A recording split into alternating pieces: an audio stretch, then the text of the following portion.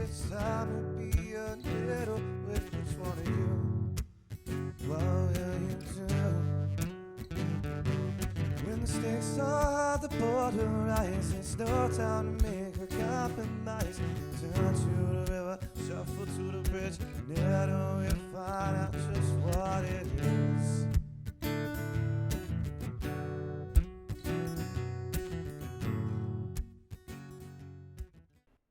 Welcome back, my nits, my wits, and everyone in between. I'm headed to downtown Biloxi to play some 1-3 No Limit Texas Hold'em. I have been on quite a bad downswing here lately, so I haven't gotten to play as much or vlog as much, but I'm hoping to turn that around today. We're just going to go in there with one bullet, $300, and see if I can run it up. All right, wish me luck, guys. Hey guys, let's go ahead and get into the very first hand I'm kind of involved with. I'm in the big blind. I've got the Queen of Diamonds and the 5 of Diamonds. Now, the only reason I'm really kind of playing this hand is because it just limps around to me. 3 people limp into me, and probably could raise here, but haven't really played in a while, just trying to get everything rolling. So I go ahead and just check. The flop comes the King of Hearts, the 6 of Clubs, and the 7 of Spades. Really doesn't hit me at all, so I just go ahead and check as everybody does as well. So the turn comes the 4 of Diamonds. So that makes it pretty interesting now. I've now got an open-ended straight draw, and nobody has shown any kind of interest in this flop yet. So once it gets to me, I go ahead and make the bet of about $11. I get one caller from the hijack, and now we're off to a river, which is the Jack of Diamonds. So I completely brick out on my straight. I go ahead and lead out $25, just hoping he's going to fold, possibly calling with maybe a 6 or a 7 where he just hit one pair, where he may be afraid of the Jack or the King, and that's exactly what he does. He goes ahead and folds, and I go ahead and scoop in my first pot of the night, which I'm very happy about. So a couple of orbits go by. I play a couple hands after the Queen 5 hand. Nothing too major. One or two really super small pots. I finally wake up with the real hand in middle position. I look down at pocket aces.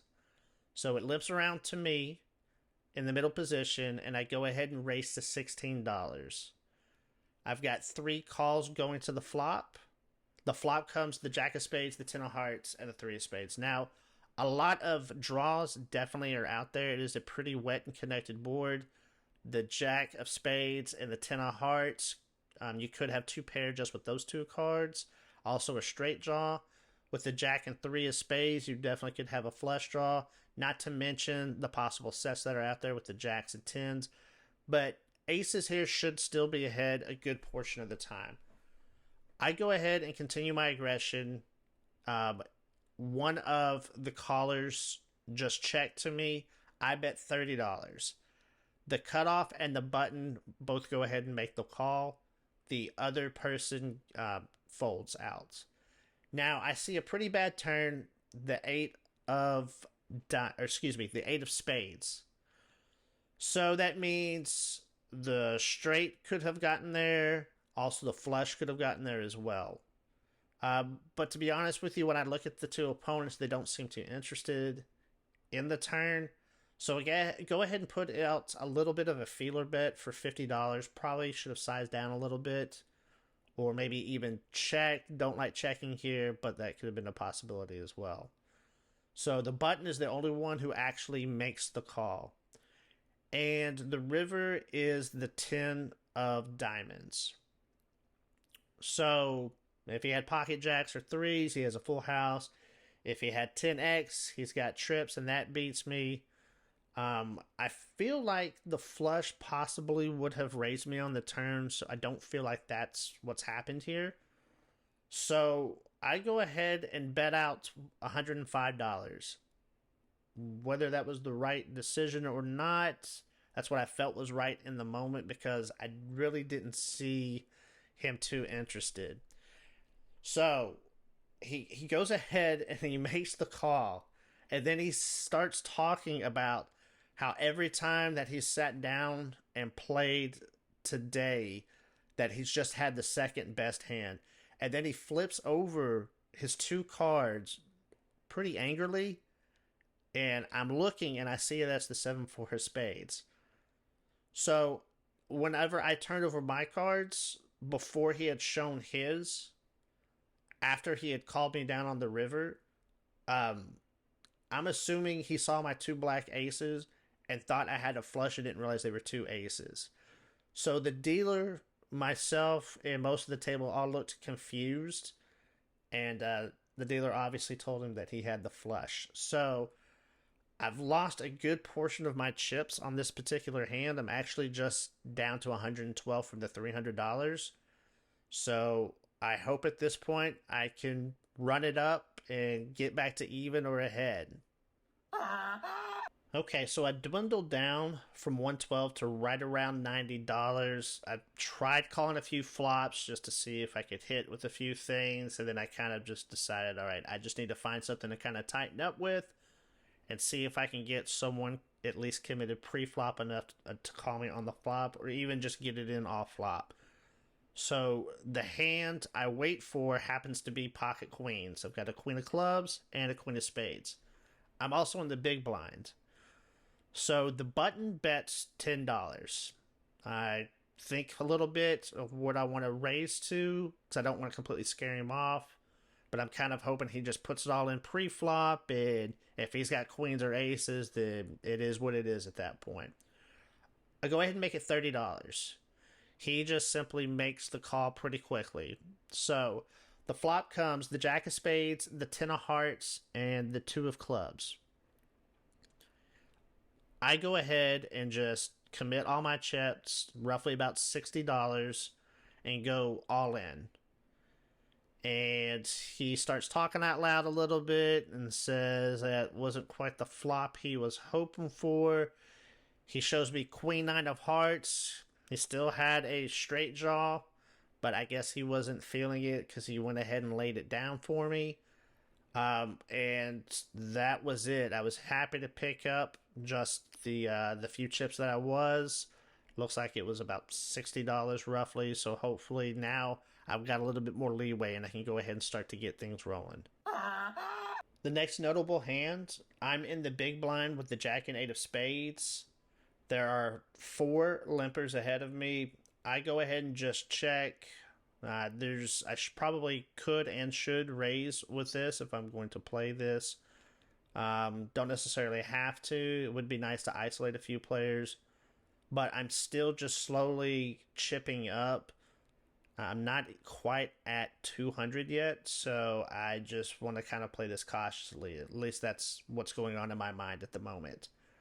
So I actually have a very favorable flop. It comes 5 of spades, 9 of spades, and the 2 of clubs. I go ahead and make the check, as does everybody else. So looks like I probably could or should have bet there as well on the draw. But I may even have one of the better hands since nobody bet out into it. The turn is actually a very good turn for me. It's the jack of clubs.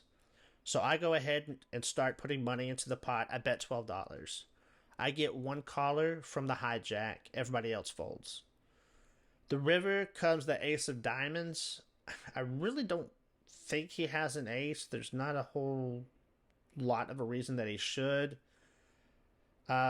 Maybe an ace 5 or an ace 9, but more than likely he may have a draw as well, or maybe he had a pair of 5s and just calling to see that it was probably unlikely for me to have a jack on the turn.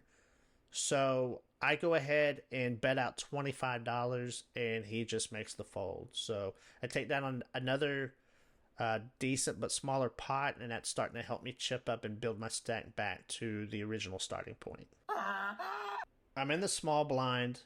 The cutoff is already raised to $10. I look at my hand. I have got the queen of diamonds and ace of spades, which is a very good starting hand, especially in the small blind. Um, but because I've been so cautious, I hadn't played in a while, and I really didn't pull the trigger when I should have here, I just make the call, which allows two other callers to come into the pot. I know this was really a horrible play. Ace Queen, suited or unsuited, should probably three bet here. I just didn't do it. Sometimes real life poker, your brain just kind of goes through lapses, or you don't have the confidence to make what you would normally make as a typical play. So we've got four callers going to the flop: the ace of hearts, the three of clubs, and the four of clubs. Well, that's a fantastic flop for me. There is a possibility, a very rare possibility, of a 2-5 straight, but you shouldn't really be worried about that. The 3 or 4 clubs, yeah, you could have a flush draw, and I definitely don't have any kind of blocker. I have no club in my hand. Again, not too worried about that right now in this very moment. But I'm going to go ahead and check to the aggressor, and everybody does check. The cutoff bet's $15. So it got rid of one caller because everybody else called. I guess I could have re-raised, possibly, but more than likely everybody would fold out. And I don't and am not afraid of a whole lot on this specific flop. So the turn is the king of spades. Shouldn't change a whole lot. I mean, I guess ace king could have gotten there, but they were way ahead of me anyways. So I'm going to continue my line and just checking to the aggressor. So it gets to the cutoff. He bets $20, and I'm the only one that comes along with him. So now we're off to the river, the 7 of clubs. So we have a very, very interesting situation here. Was he on a flush draw? Was he betting into it? If he did make his flush and I check to him, depending on the sizing, I'm going to have a pretty difficult decision.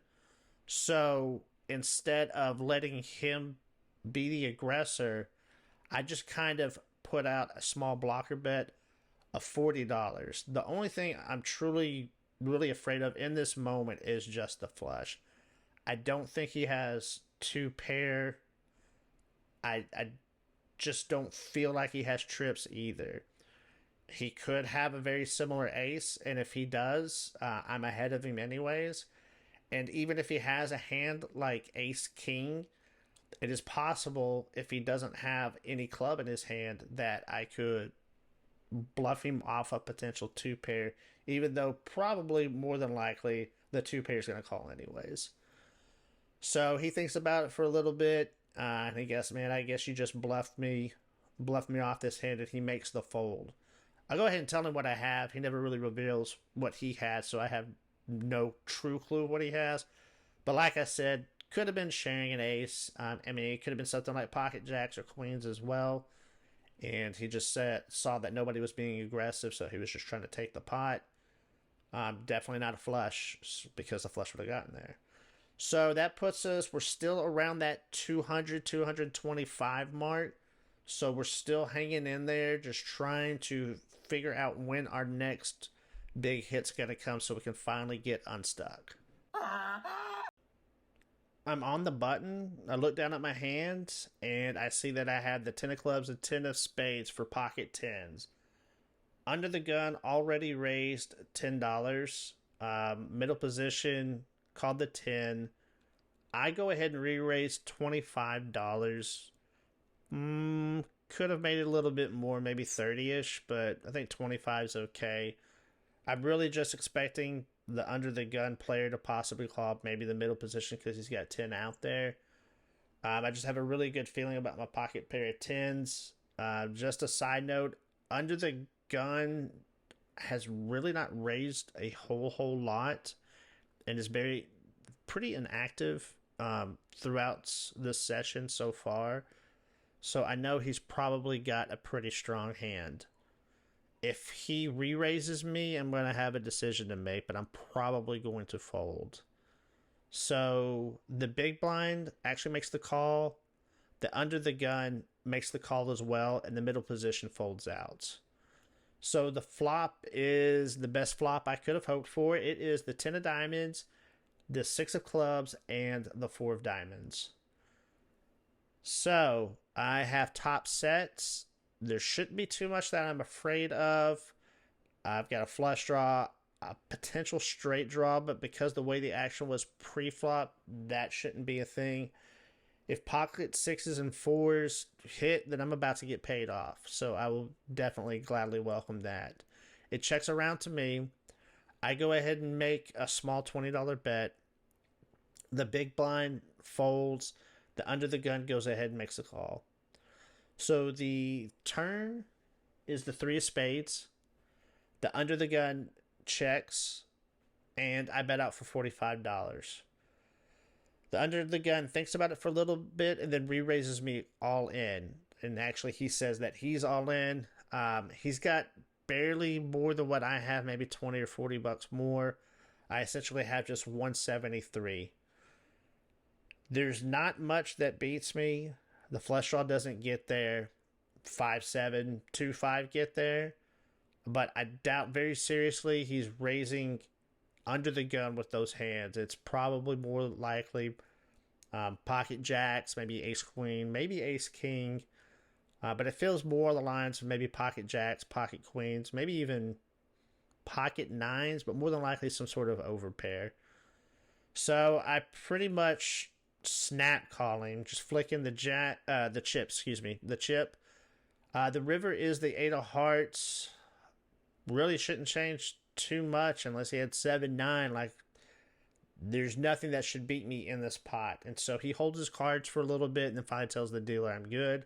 So finally, I get up over even. That pot was $445. That gets me profit so far of $145. So I just play a few more hands, a few more orbits. I actually win a couple more hands, but nothing too notable. And I go ahead and start racking up and pretty much leave right after that. I hope you guys have enjoyed watching this session today, this vlog today. If you could, leave a like, subscribe if you haven't subscribed, make a comment below if you like the way I'm formatting these videos, or if you'd like to see it the old style, or possibly even something different. I am very open to doing any kind of edit and creative thing for this vlog. Alright, I appreciate you guys watching. To all you nits, wits, and everyone in between, I'll see you guys next time. Bye.